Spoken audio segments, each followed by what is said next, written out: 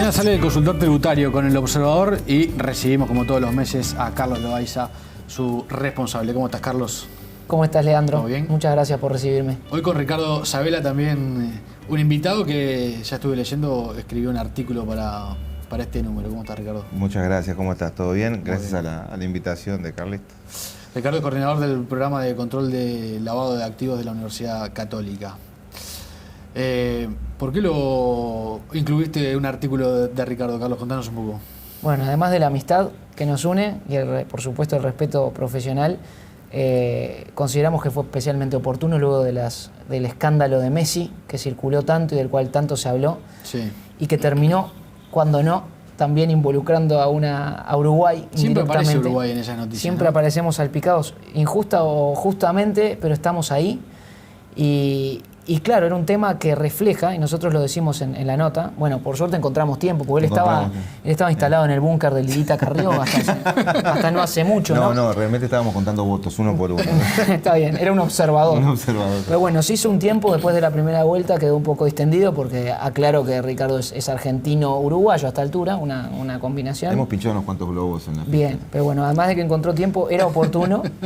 Y el tema de Messi es un tema sintomático. Sí. Nosotros lo hemos comentado en alguna otra oportunidad aquí, que en el mundo se está viendo un proceso de convergencia de la normativa de protección o antilavado de activos, que trata de evitar que se produzca lavado de activos, o sea, actividad de introducir al circuito financiero dinero que proviene de actividades ilícitas, y la normativa tributaria internacional. Claro. Ese proceso de convergencia se evidencia en muchas cosas, pero particularmente en una convergencia cada vez más profunda en cuanto al concepto de beneficiario final y sobre todo el tema que está en boca de todos y que también fue aspecto comentado a raíz del caso de Messi, que es si el delito tributario tiene que ser precedente del lavado de activos. Esto es, y Ricardo lo explicará mejor, pero básicamente es el lavado de activos es un delito Claro. que jurídicamente exige para producirse que haya existido un delito anterior. Esto es, el delito de lavado es introducir el dinero, grosso modo, ¿no? Introducirlo al circuito financiero. Es más que esto, pero es meter el dinero. Pero el dinero tiene que estar sucio, contaminado. Claro. ¿Y cuándo se contaminó? Cuando se cometió otro delito. Ese es el precedente.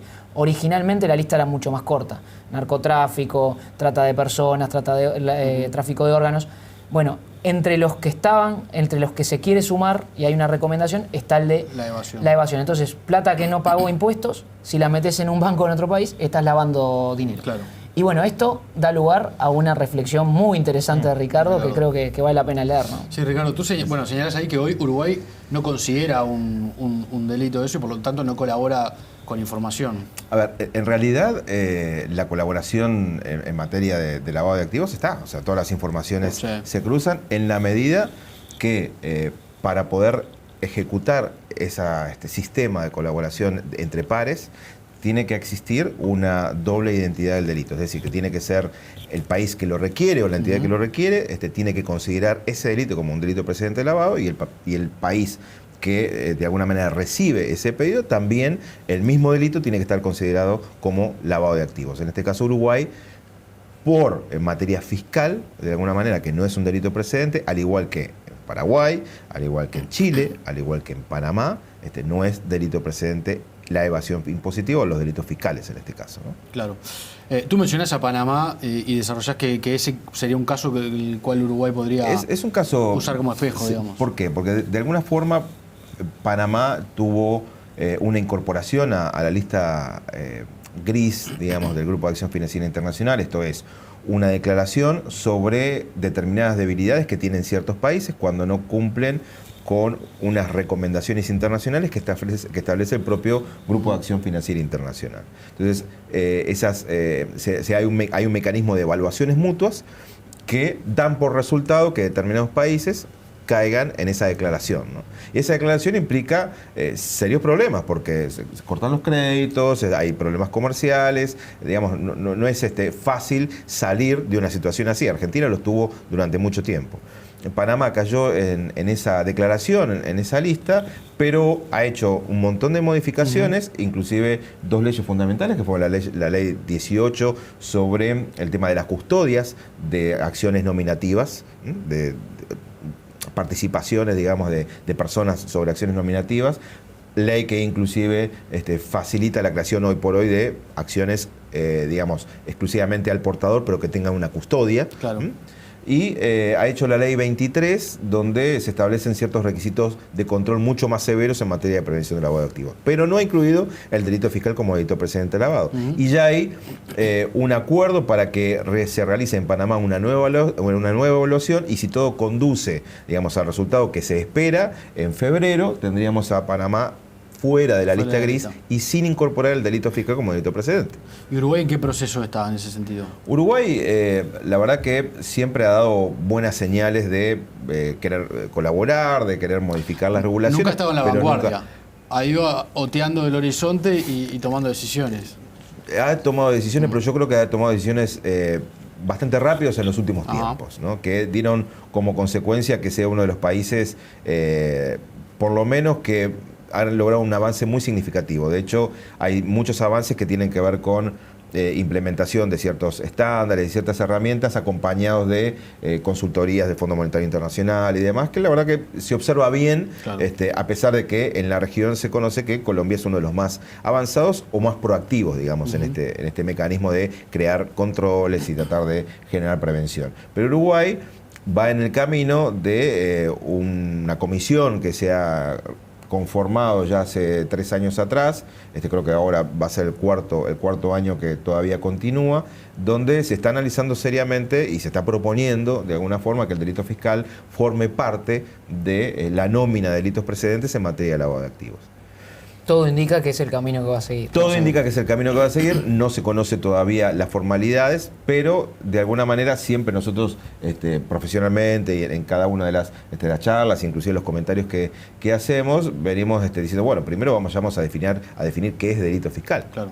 Porque de otra forma es harto complejo. Desde la perspectiva jurídica, como decía Ricardo, tiene que haber identidad de delito, pero cómo se regula en cada uno de los países que cooperan el delito es clave. Si no hay una identidad total, y eso exigiría tal vez revisar nuestra propia definición de delitos tributarios, preferentemente, bueno, entre los delitos tributarios el más relevante es la defraudación tributaria en Uruguay, y no es exactamente coincidente con la que puede tener el país que te pide colaboración. Y bueno, eso puede generar problemas de distorsiones serias, ¿no? ¿Qué otros contenidos trae Carlos, el consultor?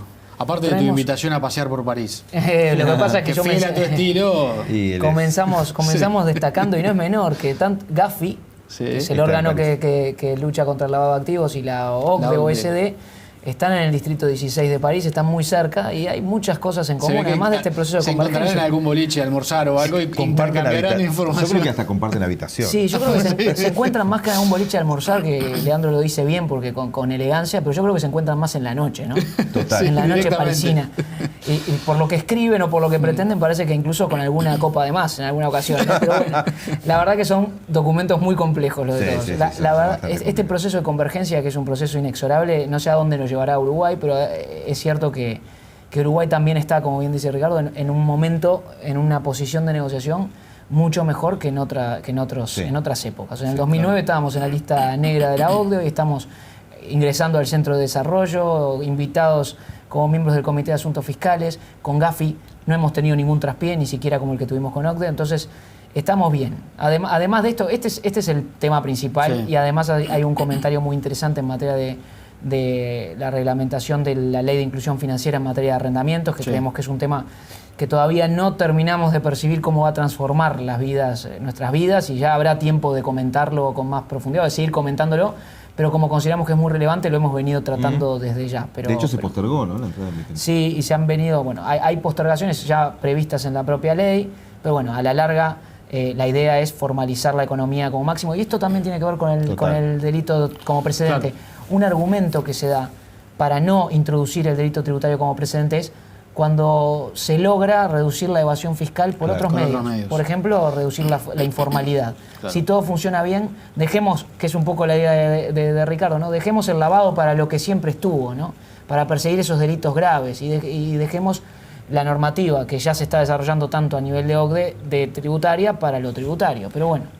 A ver, el objetivo un poco de lo que escribíamos e intercambiamos las ideas es que, más allá de que Uruguay incorpore el delito precedente de lavado de activos, ¿no? como la evasión impositiva o el delito fiscal, así como sea conformado o que sea determinado. De alguna manera, ¿a qué lo va a habilitar? Lo va a habilitar a intercambio de información, pero no lo va a sacar del riesgo reputacional de que todavía exista alguna sociedad que sea mal utilizada para, como por ejemplo el caso Messi u otro, para justamente hacer evasión. O sea, va a facilitar el intercambio de información, pero no va a coartar la posibilidad de que eso siga existiendo. Sí, Claro. es un problema general que se produce cuando se intenta hiperregular cualquier fenómeno. O sea, un país puede decidir, y creo que es buena la opción, decidir no estar en un negocio, no estar en un segmento. Eso evitas que te salpique, evita el riesgo reputacional. Pero si hiperregulás ese fenómeno para tratar de evitarlo, en vez de prohibirlo, lo hiperregulás, generas el efecto contrario, porque metés en la bolsa, ha pasado con algunas figuras también reguladas por la normativa Banco Centralista Uruguaya. Tú estás introduciendo figuras que al final el banco, para mí el Banco Central es el órgano que controla con mayor precisión y eficiencia junto con la DGI, tal vez, de todo el sistema. Bueno, estás introduciendo adentro de tu alcance a personas que no estás terminando de poder controlar. Entonces es mucho más el riesgo. Es mejor ni siquiera saber que existan o no permitir que existan. Como origen de fondos, por ejemplo, para determinados procesos de identificación de cliente, de vía de diligencia que tienen que hacer los bancos o las instituciones financieras y algunos otros sujetos obligados, se exige por lo menos alguna documentación que acredite que el origen de fondos es válido. Claro. Una de las documentaciones que también está recomendada es una declaración jurada de impuestos. Pero la declaración jurada de impuestos lo que me verifica de alguna manera es qué tanto quiso declarar una persona al fisco, no cómo lo originó. Entonces es como el círculo, impuesto se torna como al servicio del lavado. De la mentira, digamos. Sí.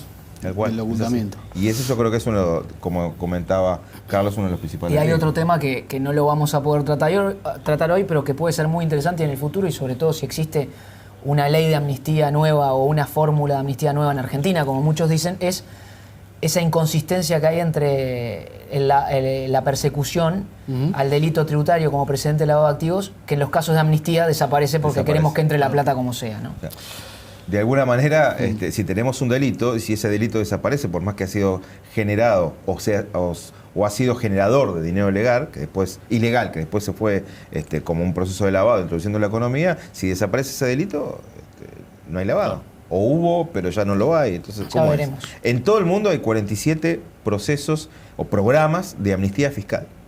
Y estamos persiguiendo el delito tributario. Ricardo, gracias por haber No, venido. muchas gracias Te a ti. leemos mañana en el consultorio tributario. Y Cómo no. Carlos, nos reencontramos Muchas el gracias, mes próximo. Gracias, Por supuesto Carlos. que sí.